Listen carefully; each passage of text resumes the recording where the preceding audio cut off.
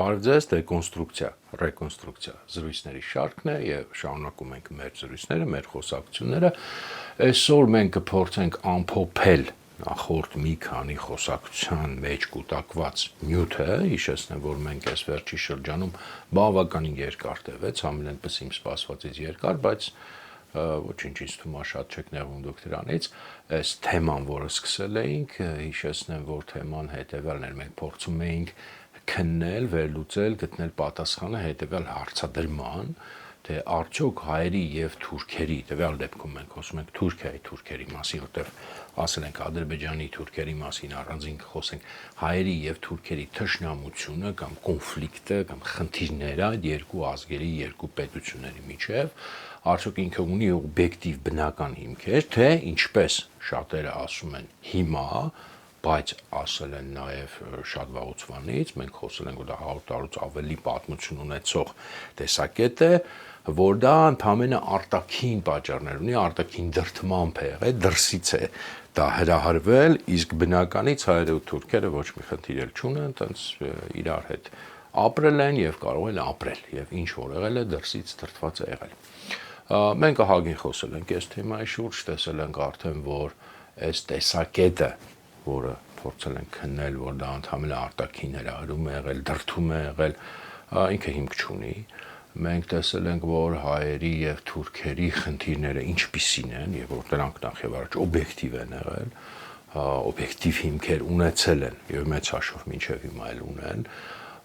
եւ տեսել ենք նաեւ ինչ ներբերանքներ են այդտեղ եղել, հա նաև քրդական հարցն են քննարկել, որոշ չափով, ինչքանով որ մեր թեմայի մեջ բնականաբար տեղավորվում է, մենք տեսել ենք շատ կարևոր բան նաև, որ հայկական ազատագրական պայքարը չի եղել բառսբուն իմաստով, ցավոք չի եղել համազգային, որովհետև հայկական էլիտաները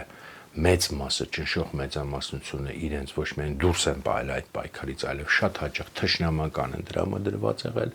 եւ որ այդ պայքարի ծանրությունը ընկել է պարզ հայ ժողովրդի վրա, հայ գյուղացիության վրա, որ հայ ժողովրդի մեծամասնությունն էր եւ ճնշված էր ոչ միայն ազգային իմաստով, այլև սոցիալական իմաստով, ընկերային իմաստով եւ մտավորականության մի փոքր հատվածի վրա, մի փոքր ոչ ամբողջ մի փոքր հատվածի վրա հիմնական երիտասարդ ուսանող մտավորականների մտավոր կրթված խավի վրա, այսպես ասենք, մենք տեսանք նաև, որ այդ պայքարը ազատագրական, որը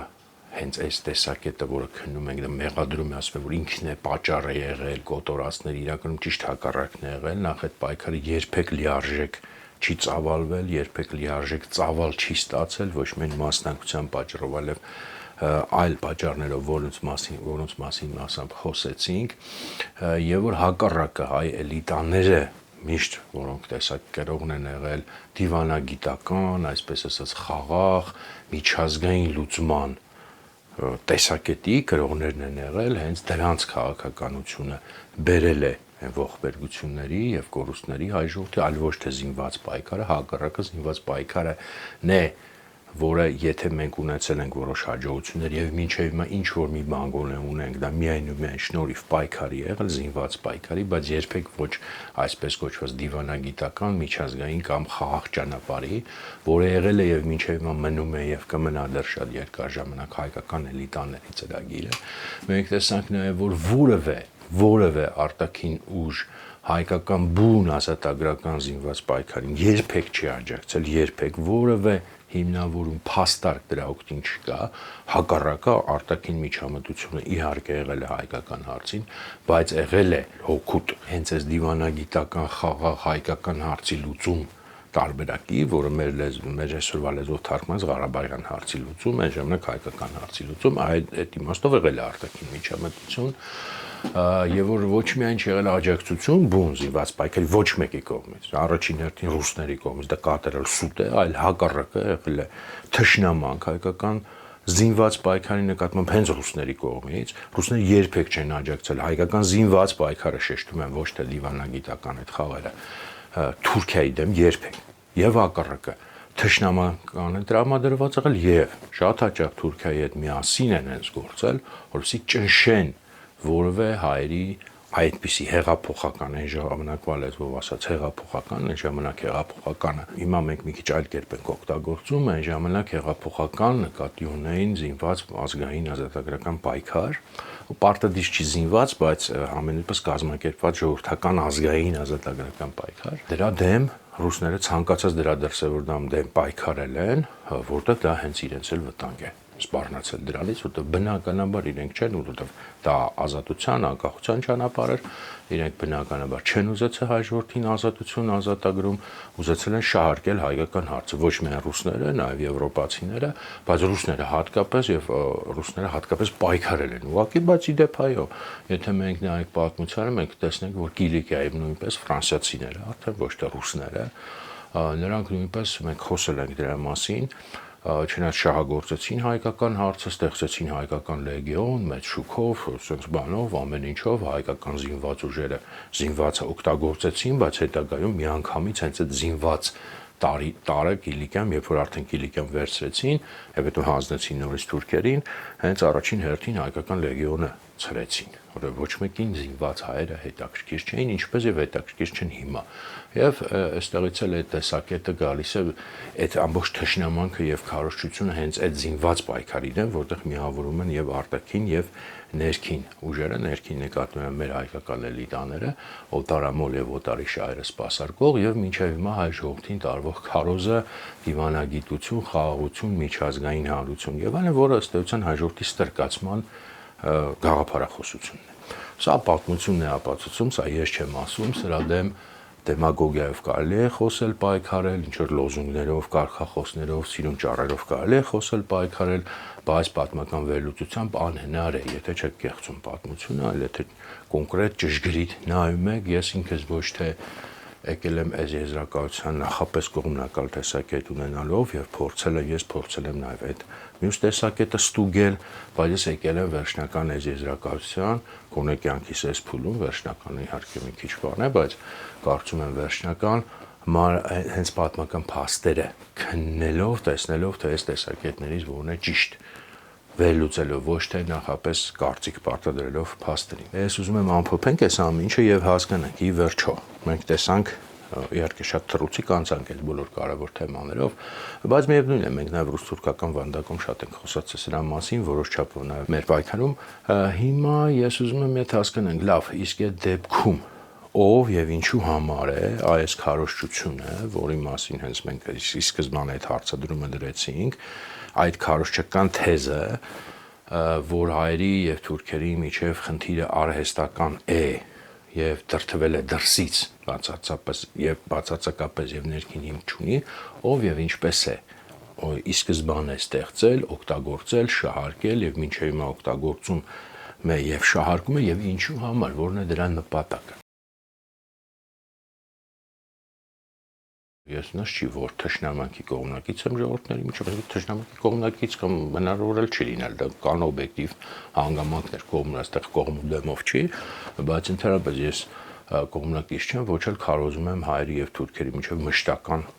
թշնամություն, նման բաներ ես տեսակետներ չունեմ, ինձ երբեք էլ տակրկիր չեն դրանք, հակառակը որպես անկախական փորձ որպես մարդ, որի համար անկախությունը եւ ազգայնականությունն են արժեք, ես համարում եմ, որ մշտական թշնամիներ ու բարեկամներ չպետք է լինեն, պետք է միշտ ըստ շահերի կողմնորոշվել ամեն տվյալ իրավիճակում, բայց մենք պետք է նաեւ հենց նույնիսկ հենց դրա համար պետք է օբյեկտիվ փաստերից ելնենք, այլ ոչ թե աղավաղենք մեր պատմությունը, մտածելով, որ եթե մենք մի կոնցեպցիան գլխի վայր շուռ տանք պլյուսն ու մինուսը կստանանք ճշմարտություն, չէ, դրա մասին ենք խոսել։ Ուրեմն հիմա նորից վերադառնալով այս գլխավոր հարցին, ով եւ ինչի համար է սա ստեղծել, օգտագործել եւ մինչեւ հիմա օգտագործում եւ շահարկում է, եւ հատկապես հիմա գիտեք դա ակտուալիզացվել է, դե պարզ է, նախ եւ առաջ թուրքերը, այդ ինքնին պարզ է, հա, եւ մենք սկզբից էլ անընդհատ դա շեշտում ենք, ասում ենք հիմա մարդիկ եթե փորձում են այսպես կոչված մեր պատմության, այսպես ասած, ռուսական կամ սովետական կոնցեպտ, սովետական չի իրական մենք տեսնենք, ռուսական, իրենց պատկերացմամբ ռուսական կոնցեպցիան փոխարինել թուրքականով եւ անունը դնել անկախություն, դա աբսուրդ է։ Անկախությունը հայկականն է, թուրքականը կամ ռուսականը կամ ֆրանսիականը կամ զիմբաբվեականը չի կարող լինել մեր համար անկախություն։ Բայց թուրքերի այս մասով շատ բան չկա ասելու, պարզ է, որ թուրքական պետությունը, ինչպես այն ժամանակ այնպես էլ հիմա պետք է ասի, որ հայերի, այդ ոչ միայն հայերի, ցանկացած ժողովրդի ապստամբությունը, իսկ Օսմանյան կայսրության դեմ ըստություն բոլոր հպատակ ժողովուրդներն են ապստամբել ուշ թե շուտ, բացի նույնիսկ քրդերը ճիշտ է շատ ուշացմամբ, որ ամենաբանն էին, բոլորն էլ ապստամբել են, բոլորն էլ մեծ հաշվով ազատագրվել են, կարելի ասել, բացի հայերից ու հիմա քրդերից, դե պարզ որ չէին ասելու, իրանք վատ էին ապրում, լավ էին անում, մեր դեմ ապստամբում էին, մենք վատն ենք։ Դες բնականաբար չեն ասելու, բնականաբար ասելու են, այդտեղ ոչ մի հիմք չկա, շատ էլ լավ ապրում էին, մենք բարեկամ էինք, խաշխաշլամա խորոված էինք միասին ուտում, բաստուրմա էինք, սարքում տոլմա էինք, փաթաթում, եկան չար օտարները, եվրոպացիք, նայած հանգամանք կարան ասեն մեկ ռուսների անունը շեշտեր, մեկ եվրոպացիների, նայած ընթացի քաղաքական իրավիճակ,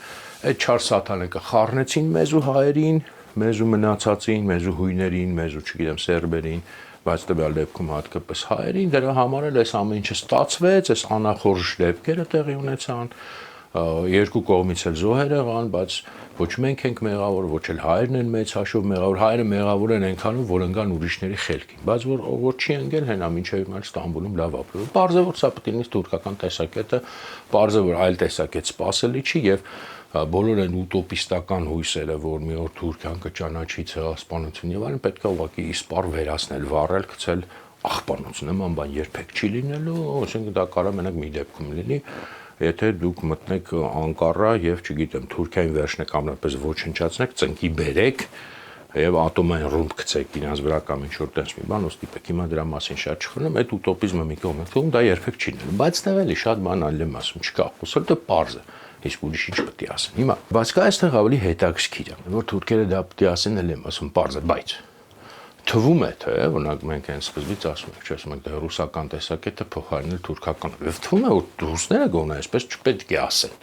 Որովհետև ռուսներին ինչ, որ հայերը պայքարել են Օսմանյան կայսրության դեմ, հակառակը չէ, ասում են դա հենց ռուսներն է սարքել են եւ ռուսներին դա ձեռնտու էր, բայց եկեք տեսնենք թե ռուսական քարոզչությունը իրականում իր պատմության մեծ մասում ինչ է ասել, ոչ թե առանձին հատվածներում, երբ որ Թուրքիայի հետ որոշակի խնդիրներ ունեցել։ Իսկ ռուսական քարոզչությունը նախ բոլշևիկյան, բայց շեշտեմ ոչ միայն բոլշևիկյան, կտեսնենք որ ոչ միայն բոլշևիկյան, բայց սկսենք բոլշևիկներից, ինքը հենց այդ նույն տեսակետի կրողն է եղել, որ հայերի պայքարը Թուրքիայի դեմ, ոչ թե Ռուսաստանի դեմ, Թուրքիայի դեմ դրդված եղել չար ուժերի կողմից, հատկապես չար Անգլիա, գիտեք, ռուսների մոտ ամեն ինչը հիմնականում բրիտանացիներն են ստեղծում։ Անդրադառնանք մի հատ բոլշևիկների տեսակետին, խոսքը իհարկե վաղ շրջանի մասին է, սովետական միության գոյության 1920-ական, 1940-ականների մասին է։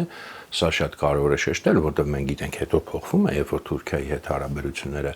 փոխվում են սովետական միության 60-ականներին, 80-ականներին արդեն փոխվում է նաև որոշակի իմաստով տեսակետը եւ մեր այսօրվա իմաստունները ասում են այ մենք սովետական տեսակետի դեմ ենք պայքարում նկատի ունենալով 60-ական 80-ականներին, բայց մենք նկատի չեն ունենում, որ սովետական միության գոյության ավելի մեծ փուլում 1920-ական 40-ականներին շեշտված, բայց մինչև 60-ականներին այսպես անցումային փուլով ճիշտ հակառակ տեսակետն է գերակայել եւ հենց իրենց տեսակետն է, ինչ որ իրենք հիմա որպես նոր են ներկայացնում, իրականում այդ բուն իսկական բոլշևիկյան տեսակետն է, այն ինչ որ նշդե ասում էր թերքաբոլշևիզմ, ուրեմն ինչ էին ասում ռուս բոլշևիկները եւ հայ բոլշևիկները։ Բնականաբար ռուս բոլշևիկների գլխավորությամբ, որտեղ քաղաքականությունը ռուսական էր, իսկ հայ բոլշևիկները ընդհանրապես դրա կարգին, այսպես ասած, լծված, հենց բոլշևիկյան ժարգոնով եթե փորձենք արտահայտվել, իրենք են սիրում տենց բաներ խոսել, իմպերիալիզմի կարգին լծված բան, ռուսական կարգին լծված։ Հիմա իրենք ասում էին, որ ընդհանրապես հայկական այդ պայքարը ազատագրական, ինքը իմպերիալիստական իրենց այդ լեզվով ասած, պետությունների կողմից դրդված, հրահրված պայքար է Օսմանյան կայսրության դեմ եւ հետո քեմալական Թուրքիայի դեմ, իհարկե իրենք այդտեղ քանի որ բոլշևիկները արտոնություն ունեին նաև այսպես ասած արտոնություն ունեին իրենց գաղափարախոսության համաձայն նաև ցարական Ռուսաստանին քննադատել, ասում էին այո նաև ցարական Ռուսաստանի կողմից դրդված հրահրված է եղել, բայց հատկապես անգլիական իմպերիալիզմի կողմից է դրդված եղել, շեշտը գնալով ավելի շատ դեպի այդ անգլիական իմպերիալիզմն էր գնում, որոշ չափով նաև ֆրանսիական, հասկանում եք իրենց լեզվով ասում այդ իմպերիալիզմը Իսկ ինչ վերաբերում է օրինակ 1918-20 թվականի դեպքերին, դա արդեն մաքուր հենց անգլիական իմպերիալիզմն էր, որը եւ Հայաստանն էլ իմպերիալիստական Հայաստան է, հենց այդպես էլ ասում էին իմպերիալիստական Հայաստանը, ուրեմն խեղճուկրակ փոքրիկ այդ ժողովուրդը ուրեմն եղեռնի ենթարկված, դա իմպերիալիստական էր, ուրեմն ինքը ըստ էության ագրեսիա էր, իմպերիալիստական հավակնություններ ուներ Թուրքիայի տարածքի նկատմամբ, սա պաշտոնական տեսակետներ է, թվում Հայաստանում ժողովուրդ ջան, սովետական Հայաստանում 1920-ական, 40-ական թվերին, սա ես ինչ որ հեքիաթ չեմ պատմում, իմպերիալիստական Հայաստանը, Հայաստանում էր նաև պաշտոնական տեսակետ շեշտում եմ, իմպերիալիստական հավակնություններ ունենալով Թուրքիայի տարածքի նկատմամբ, որը Թուրքիան էլ այդ պահին ինքը մղում էր ազատագրական պայքար իմպերիալիզմի դեմ, այդպես ճնշված ժողովուրդ էր, գաղութային չեմ չափազանցնում, հենց այդ բառերով ոչ մի կաթիլ չեմ չափազանցնում, ուրեմն որպես նաև իմպերիալիզմի գործակալներ եւ իրենք էլ իմպերիալիստներ, հայերը կամ դե իրանց ասելով դաշնակները, բայց դա տվյալ դեպքում դաշնակ հնչակ կապ չունի հայերի մասին է խոսքը։ Այդ ագրեսիան Թուրքիայի նկատմամբ ուրեմն գործադրում են այդ անիմաստ հավակնությունները Թուրքիայի տարածքի նկատմամբ, բայց շնորհիվ իհարկե նույնպես իմպերիալիզմի դեմ պայքարող բոլշևիկների, քաջ բոլշևիկների, ռուս եւ հայ, իմպերիալիստական ծրագիրը տապալվում է, թուրքական ազատագրական պայքարը դրանց օգնությամբ հաղթում է, ինչպես եւ եղել է իրականում, իրենք չեն խափում, հենց այդ օգնությամբ էլ հաղթել է։ Եվ ուրեմն դրանից հետո արդեն հայերի եւ թուրքերի միջեւ ոչ մի խնդիր չկա, այսինքն խաղաղություն է, ավելի բարեկամ ժողովուրդներ են, շնորհիվ այդ բոլշևիկյան օգնության, այդ իմպերիալիստական նկարտումները հայերը դրանցից հրաժարվել են, այսպես ասած իրական Հայաստան են կառուցել 29000 քառակուսի կիլոմետրի վրա եւ երջանիկ ու լավ խաղաղ ապրում են բոլոր ժողովուրդների հետ, այդ թվում Թուրքիայի եղբայրական ժողովրդի հետ։ Սա պաշտոնական տեսակետն էր սովետական, շատ երկար էլ եմ ասում տարիներ, հենց բուն իսկական սովետական տեսակետը դա էր, դա շատ դանդաղ սկսեց փոխվել 40-ականներից, երբ որ Թուրքիայի այդ խնդիրները առաջացան եւ միայն 60-ականներին էլի, բայց փոխվել, այստեղ մենք պետք է հասկանանք հարաբերական փոխվեց։ Շեշտադրումներ կարևոր փոխվեցին, բայց իրականում լիքը բաներ նույնը մնաց, բայց սկզբնական տեսակետը սա, այսինքն կարծում եմ ձեզ շատ ծանոթ տեսակետ է, այդ բառերով չի ասվում, բայց մոտավորապես այդ դրամաբանությամբ դուք ուղղակի իմացեք, որ դա ոչ մի կապ չունի ոչ անկախության հետ, ոչ առավելևս հակասովետականության հետ, որտեղ բնիկ բոլշևիկյան տեսակետը չի կարող հակասովետական լինել կամ սովետականության հաղթահարման հետ, հակառակը սա իսկական են բուն սովետականության վերածնունդն է, որքան է զարմանալի թվա, բայց այդ բառացի համընկնում էլ եմ ասում, հանած այդ ժարգոնը, իմպերիալիստական, չգիտեմ եւ այլն, ժարգոնը հանած, բոլշևիկյան մնացած էությունը նույնն է մնում։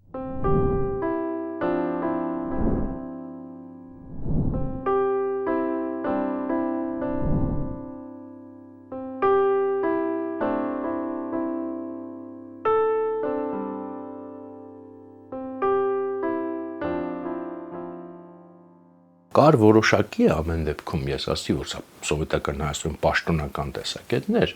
բայց հենց հայ բոլշևիկների մեջ կար որոշակի թեթև մեղմ ընդհատակյա չէ, բայց ասենք մեղմացման, մեղմ դիմադրության փորձ, որը հատկապես այն բոլշևիկները ես ասել եմ երևի, չգիտեմ, որևէ հաղորդումներից կարծեմ ռուս-թուրքական վանդակում շատ թռուցիկ եմ անդրադարձել այդ թեմային, բայց հայ բոլշևիկների միջև սկզբնական շրջանում տարբեր ֆրակցիաներ կային, տարբեր տեղերից էին եկել, հատկապես մի քիչ ավելի այսպես ազգային ֆրակցիան, որը հիմնականում պայմանական հիմա ասենք Միասնիկյանի խումբն էր, որը ջախջախվեց 20-ականների վերջում, իշխանությունից զրկվեց, աքսորվեցին եւ այլն, դրանք ի սկզբանե բոլշևիկներ չեն եղել, ես ասել եմ անկախ սոցիալ-դեմոկրատական հայկական կազմակերպություններից են եկել, այսպես կոչված սպეციფիկներից, այդտեղ Աշոտներ, Հովհաննիսյան, Մռավյաններ, ուրիշներն էին, իրենք փորձում էին սա մի քիչ մեղմել, ընդհանուր կոնցեպցիայից դուրս չէին գալիս, չպատկերացնեք հանկարծ տենց ազգային տղերք էին, չէ, բայց մի փոքր փորձում էին մեղմել եւ այդտեղ եթե սովետական ժարգոնը ես դες փորձեմ բացատրել, որտեղ փառքաստու շատերը դա մոռացել են հիմա, պետք է չի հիշել, բայց որ այտենց ասած բախտը վիճակվել է տարիներին ապրել, կհիշի։ Այնտեղ կային sense տարբերություններ նուրբ իրանց բանով, էլի մանր բուրժուական եւ խոշոր բուրժուական։ Երկուսն էլ վատ էին, որտեղ բուրժուական էին, բայց մանրը մի քիչ ավելի լավն էր, ավելի արդարացնող էր։ խոշոր միանշանակ վատներ, բայց մանր բուրժուականը նայած իրավիճակ կարող էր, ասենք, ժամանակավորապես դրական գնահատվել։ Հիմա այս Միասնիկյանեն, Աշոտը Հովհաննիսյանը, մյուսները փորձում էին ասել, որ հայերի պայքարը այդուհանդերձ մանր բուրժուական պայքար էր, այսինքն մի քիչ լավն էր, մի քիչ։ Էլի էությամբ ճիշտ չէր, բայց գոնե որոշակի արդարացում ուներ սովետական ժարգոնի տեսակետից։ Բայց իհարկե նրանց դա չթույլատրվեց, ընդ որում խոսքը ոչ միայն 18-20 թվականի մասին, ընդհանրապես հայկական ազատագրական պայքարը Օսմանյան կայսրության դեմ, Քեմալին դեռ մի կողմ թողած։ Ասացին, չէ, դուք սխալ եք ասում, սա մանր բուրժուական չէր, խոշոր բուրժուազիային էր, այսինքն լրիվ խաչ քաշվեց այդ շարժման վրա, դա նշանակում էր սովետական ժարգոնով միանշանակ բացասական, շատ վատ բան։ Մանր բուրժուական էլ եմ ասում, այնց 50-50 մի քիչ կամ 50-50 չէ, 25-75, 75 վատ, 25 լավ, բայց խոշոր բուրժուական նշանակում է խաչ քաշվեց եւ արգելվեց, դա ջախջախվեց, այսպես ասած, այդ տեսակետը, այդ մարդկանց ջախջախվեց, որն է, այդ մարդկանց աքսորեցին, ստիպեցին հրաժարվել, հետո ամբողջ կյանք նույն Աշոտ Հովհաննիսյանն երդվում էին, որ չէ, մենք սխալվել ենք, խոշոր բուրժուական էր, միանշանակ ռեակցիոներ եւ այլն, եւ հետո այնտեղ մի հատ էլի տարբերություն կար, այն էլի Լենինի մցրած տենց դեմագոգիկ տարբերություններ, որ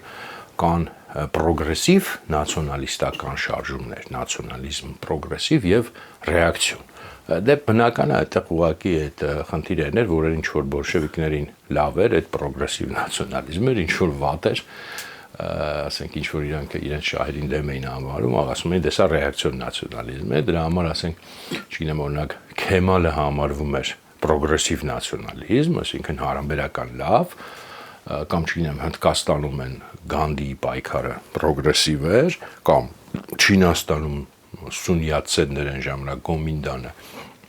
Գոմինդանը թե Հոմինդանը, անկեղծ ասած չիմա կարող ասել հիշեմ, ռուսները Գոմինդան են ասում, կարծես թե Գոմինդանը հենց, դրանք էլ էին պրոգրեսիվ, բայց հայերինը օրինակ ռեակցիոներ, այնտեղ չգիտեմ, այլ ժողովուրդներին, որոնք սովետի հետ խնդիր ունեն, ռեակցիոներ, ասենք, հա։ Հիմա հայերինը, այո, հռչակվեց ուրեմն ոչ միայն խոշոր բուրժուական, որը շատ վատ բան էր, այլև ռեակցիոն,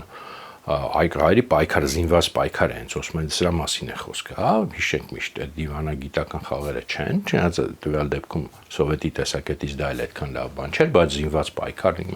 է հենց, եւ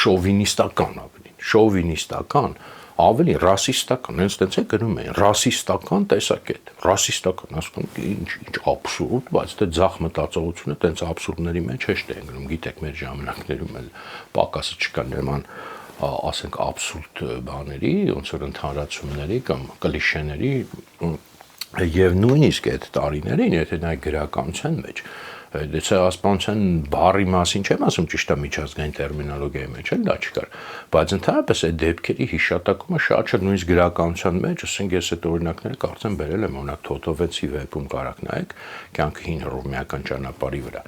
ըստ էության լրիվ փոխաբերական ինչ որ ակնարկներով է խոսվում, ասենք, չկա ըստ էության չեն արգելքի տակ եղել նույնիսկ այդ թեման, այսինքն բացարձակ թշնամանք է եղել հայկական ցանկացած նույնիսկ ողբերգության նկատմամբ էլ չեմ ասում պայքարի։ Սա է բոլշևիկյան իրական տեսակետը, ոչ թե այն ինչ որ հետո եղավ եւ որ հիմա ներկայացում են որպես սովետական,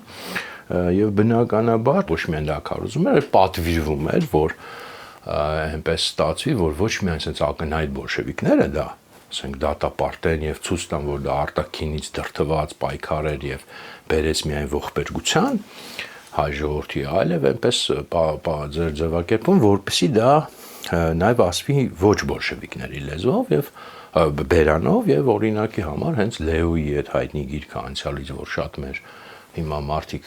շատերը տենց ասում են, բան Լեոյի անցյալիցը, բայց դուք մոռանում եք, որ դա չեկայի փողերով, այսինքն այն ժամանակ KGB չէր, չեկայր, պատվերով, ըստ էության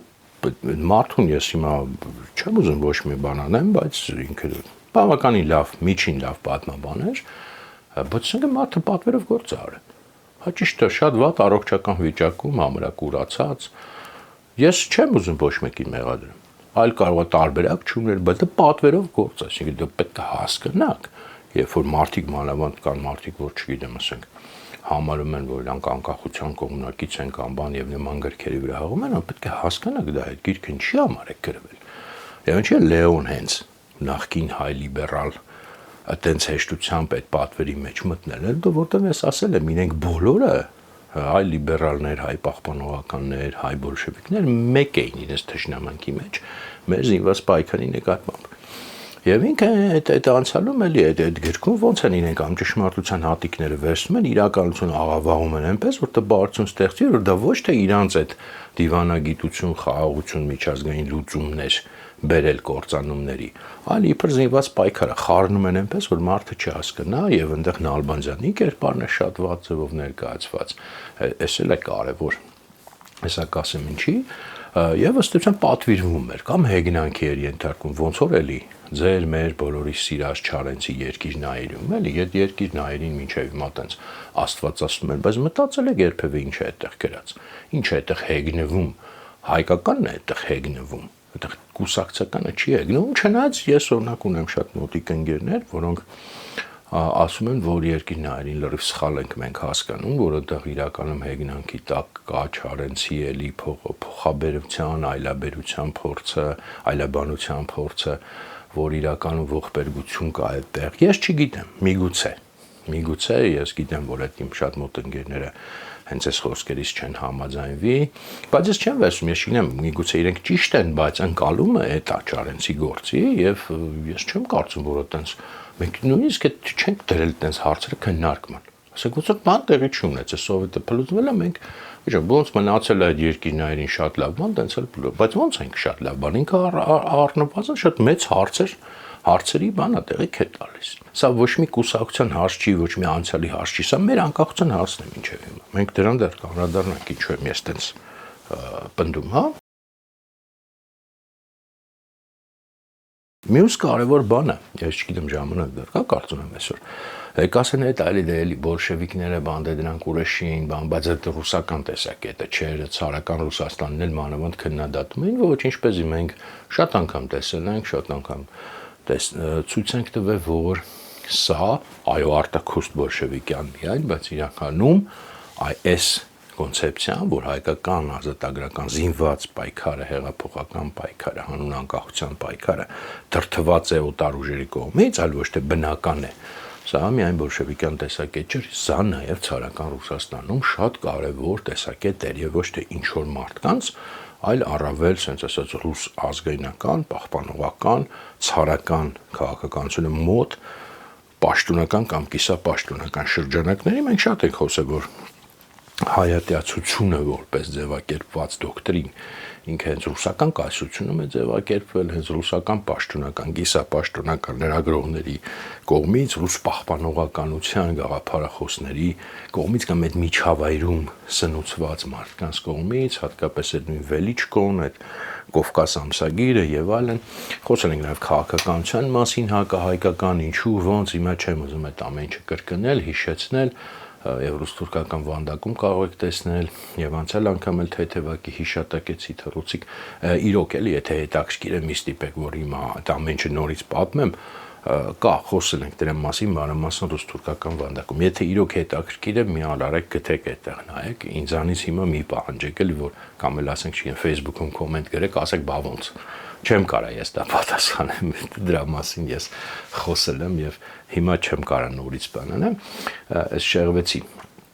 եւ այդ ուրեմն այդ կոնցեպցիայի մեջ հակահայկական Վելիչկո եւ այլն որ հիշատակեցի եւ այդ հայկահայկական քաղաքականության կոնցեպցիայի մեջ որը հատկապես 19-րդ դարի վերջ 20-րդ դարի սկիզբ ռուսական կայսրությունում գերակայող էր կար մի կարևոր շեշտ, որ հայկական ազատագրական պայքարը անգլիացիների կողմից դրդված, հոնիված մասոնների եւ անգլիացիների կողմից, այսպես ասած, դրդված պայքար է, հասկանում եք, այսինքն տեսեք ցարական Ռուսաստան, սովետական Ռուսաստան, իրար ալտող, իրար չսիրող, իրար թշնամի, բայց մեծաշով նույնն են ասում Նրանք էլ էին ասում բրիտանական իմպերիալիզմ, սրանք էլ էին ասում անգլիացիներն են ստեղծել հայկական պայքարը։ Սա պատահական չի, մենք միշտ տեսել ենք, որ չնայած այդ բոլոր հեղափոխական վայրիվերումների, կայսրությունների քաղաքականությունը մեծաշու ֆունդամենտում նույնն է մնում, երբ որ մեզ այսօր ասում են, այ դա ռուսներն են հորինել Տեսեք, ռուսները իրենք են ասում, որ հայկական պայքարը հորինած է։ Դա իրենց տեսակետն է, հենց իրենցն է։ Եվ երբ որ այսօր ծիծաղելիորեն, այսինքն ծիծաղելի է, երբ որ այս ամեն ինչի իմանում ես, մարդիկ դուրս են գալիս, իրենց թվում են ռուսների դեմ են պայքարում, ռուսական կոնցեպցիաներում, ռուսական տարբեր են ամենաէժան ուրեմն բաներում ասենց թխած կոնցեպցիաներ են վերցնում KGB-ում, ցարական օխրանկայում, այդ բան վերցնում են որպես հայկական, անկախական, հակառուսական բան են ներկայացնում, չիմանալով թե որտեղից են իրենք դա վերցրել բոլշևիկներից ու ցարական ռուսներից, որ հայկական պայքարը Թուրքիայի դեմ իրականում բնական չի, արհեստական ներմուծված է դրսի ուժերի կողմից, դա հենց ռուսներն են քարոզել թուրքերից ոչ պակաս ակտիվ տասնամյակներով տարբեր ձևի ռուսներ, ցարական Ռուսաստան, բոլշևիկյան Ռուսաստան, հասկանում եք ինչի մասին է խոսքը, ոչ մենք քարոզեն։ Նայեք քաղաքականությունը, ես ասել եմ, միայն դա քարոզը չի, քաղաքականությունը եւ ճակատագրերը եւ հատկապես Նալբանդյանին ես հիշատակեցի, որին Լեոն փորձում է հենց սևացնել եւ էլի այդ ակնարկներով, որ մութ ինչ որ ուժեր են հետևում կանգնած եղել, տեսեք, ով ասես մեծ հաշվով ցարական Ռուսաստանում էլ հենց հայերից, այդ հայտնի հայերից ազատականներ, լիբերալներ, դեմոկրատիայի կողմնակիցներ, չգիտեմ, պահպանողականներ, տոդ նույնիսկ սոցիալիստներ, որ ասեմ, տենց հայ բոլշևիկները եսիմ ինչ հալածանքների ենթարկվեց ցարական Ռուսաստանում, այնքանով որքանով էլի, հա, որ շատ են համահանել, ասենք, բանկ են թալանել կամ եսին փողոցներում կրակել են, հալածանքների ենթարկվել կամ ընդհատակակալ, բայց այնց եսիմ ինչ հալածանքներ չէ։ Բայց տեսեք, օրինակ Նալբանդյանի ճակատագիրը այն հայերից է, որին ըստ էության ցարական Ռուսաստանը սպանեց։ Ճիշտ է, բառից բուն իմաստով չսպանեց, բայց բանտարկեցին, աքսորեցին, բանտից դուրս թողեցին արդեն առողջությունը լրիվ մաշված, այդ մարդը դուրս եկավ մահացավ։ Այսինքն ըստ էության եւ թշնամական ինչ վերաբերմունք կար, առաջին հայացքից մենք նայենք ասենք, բայց ինչ էր այդ մարդը անում, որ օրինակ իր այսպես ասած գործընկեր Ստեփանոս Նազարյանը շատ բուրըն գործունեություն էր հասարակական ծավալում, ազատական էր ինքը, նես չէր, որ ես ինչ մի ցարական sense բանի դիկտատուրայի կողմնակից էր, ամբողջ կյանք առոք-փառոք ապրեց, Գրիգոր Արծրունի նորմալ ապրեց, շատ-շատերը։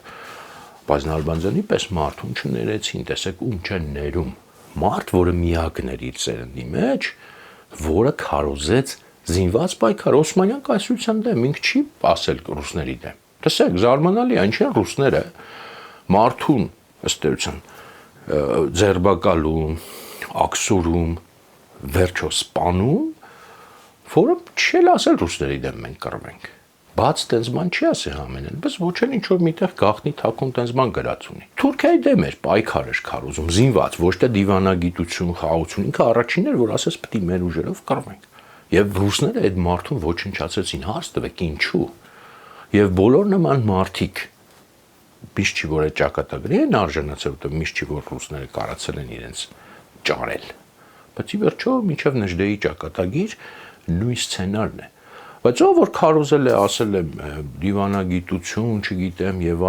այլն հայկական հարցի լուծում, նա ոչ մի բան չի եղել։ Առավելովս են մնացածներին, բոլորը առոք-փառոք ապրել են։ Մարդիկ միայն այն հայերը, որոնք ինչու, որովհետև շատ պարզ է, որտեղ դա նշանակում է անկախություն, իրական անկախություն է տեղը։ Այ իրական անկախությունը արդեն թշնամություն է։ Կայսրության դեմ թշնամություն եւ կայսրությունը մեզանից շատ ավելի լավ գիտի ով է իրան թշնամին եւ այն սովորական հայ գեղեցկական տենց քաղաքական մտածողության տեսակից անհասկանալի բաներ է անում, իրական շատ պարզ բաներ է անում։ Ինքը բռնում է սաղմի մեջ, որտեղ տեսնում է, որ մեկը պայքար է քարոզում,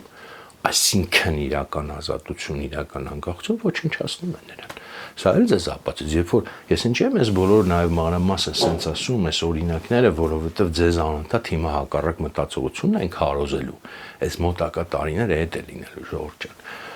Բայց դուք իմացեք իրա, եւ այդ ամեն ինչը քողարկելու են, սենց փաթաթելու են, ասում են ռուսների դեմ, հանուն անկախության եւ այլն, դուք իրականությունը որպեսի իմանաք եւ իրականությունը ավելի խորը նայեք, հասկանաք, որն է իրականը, իրականությունը, ոչ թե կոնֆետի թուղթը, որ ձեզ ներկայացնելու են, որ հետո չզարմանաք ոնց եղավ, ինչ եղավ։ Պետք է նաեւ հասկանանք այդ հարցը, ես տվեցի ով էր տարածում,